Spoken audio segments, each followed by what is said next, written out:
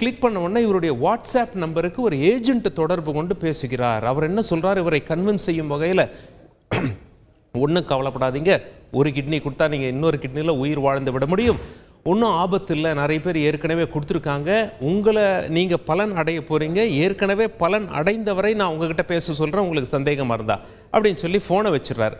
பிறகு ஒரு பெண்மணி பேசுகிறாங்க. அவங்க ஃபோன் போட்டு என்ன சொல்கிறாங்க, சார் இந்த மாதிரி இன்னார் தான் உங்களுடைய நம்பர் கொடுத்தாரு, ஏற்கனவே நான் இந்த மாதிரி கிட்னி கொடுத்து 30 லட்ச ரூபா சம்பாரிச்சிருக்கேன் அப்படின்னு சொல்லி அந்த பெண்மணி பேச, 30 லட்ச ரூபா வந்துடும், ஒன்றும் கவலைப்படாதீங்க, இது ஒரு சின்ன ப்ரொசீஜர் தான், கிட்னி கொடுத்தாலும் நாம் நல்லா இருக்கலாம், ஒன்றும் பிரச்சனை இல்லை அப்படி இப்படின்னு சொல்லி இவரை கன்வின்ஸ் செய்வதை போல, ஒப்புக்கொள்ள செய்வதை போல அந்த பெண்மணி ஒரு நாடகம் ஆடுகிறார்.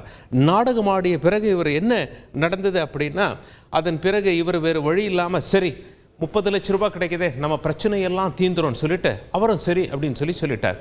டூப்ளிகேட் டாக்குமெண்ட் ரெடி பண்ணுறாங்க.